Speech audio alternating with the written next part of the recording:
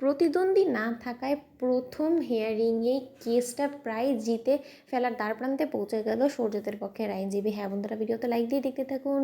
যখন সৌর্যদের পক্ষের আইনজীবীর কোনোরকম কোনো প্রতিদ্বন্দ্বী না দাঁড়ানো অবস্থায় নীলাঞ্জনার দিকে একের পর এক তীর ছুঁড়ে নীলাঞ্জনাকে অভিযুক্ত করে দোষী সাব্যস্ত করতে সফল হয়ে যায় সৌর্যদের পক্ষের আইনজীবী, ঠিক সেই মুহূর্তেই জজ সাহেব নীলাঞ্জনাকে প্রশ্ন করে বলতে থাকে যে আপনি কি আরও একটা সুযোগ চান আপনাকে নির্দোষ প্রমাণ করার, নাকি আপনি সব দায় মাথা পেতে নিচ্ছেন? আমি আপনার কাছে প্রশ্নটা রাখলাম। এই কথা বলা মাত্র নীলাঞ্জনা বলতে থাকে যে না, আমি কোনো মতেই স্বীকার করবো না যে এই কাজগুলো আমি করেছি, যেখানে কিনা আমি কাজগুলো করিনি।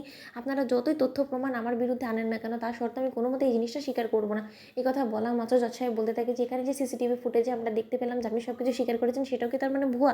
এই কথা বলা মাত্র নীলাঞ্জনা বলতে থাকে যে হ্যাঁ, এই সব কিছু তো এডিট করেও করা যায়, এটা নিশ্চয়ই আপনি জজ সাহেব অস্বীকার করবেন না। এই কথা বলা মাত্র অফিসার রেজিনা খাতুন বলতে থাকে যে স্যার, আপনি আমাদেরকে যে কাজটা করতে দিয়েছিলেন এই কাজটাই আমরা করেছি, তারপরেও যদি আমাদের কাছে কোনোরকম কোনো ত্রুটি থেকে থাকে আমি বলবো আপনারা আরও একটু সময় নিয়ে গোটা বিষয়টাকে যাচাই বাছাই করে দেখুন আপনার নিজের পার্সোনাল কাউকে দিয়ে। কথা বলা মাত্র জজ সাহেব আরও একটা দিন ধার্য করে দিয়ে আজকের মতন স্থগিত করে দিয়ে যখন নীলাঞ্জনাকে আরও একবার পুলিশের কাস্টাডিতে পাঠিয়ে দেয়, ঠিক সেই মুহূর্তে নীলাঞ্জনা বলতে থাকে যে না, এরকম করে কেসটা আমার হাতের বাইরে চলে যাবে সেটা আমি মোটেও সহ্য করতে পারবো না, কারণ আমি দাঁড়িয়ে দাঁড়িয়ে আমার নিজের শাস্তি হতে দেবো সেটা কী করে?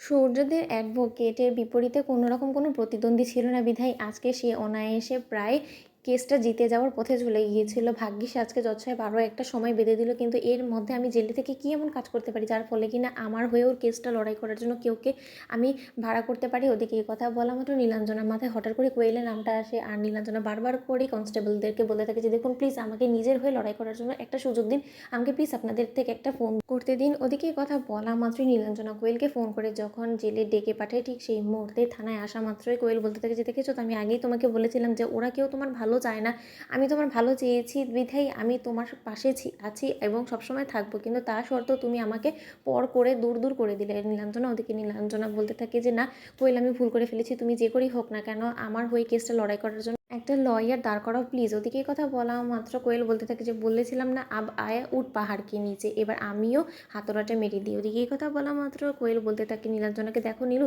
আমি তোমার সকল কাজ করে দিতে রাজি আছি, কিন্তু তার বিনিময়ে তোমাকেও তো আমাকে একটু হেল্প করতে হবে। শোনো, তোমার এবং আমাদের দুজনের উদ্দেশ্য একটাই, যে রায়ের জীবনে সর্বনাশ করা, আর তোমার চাহিদা যেটা আমার চাহিদাও সেটা। এখন আমি তোমাকে এখান থেকে এতগুলো টাকা খরচ করে তোমার হয়ে লড়াই করার জন্য একটা অ্যাডভোকেট খুঁজে দাঁড় করাবো, তার বিনিময়ে তো তোমার কাছ থেকে কিছু হলেও নিব, তাই না?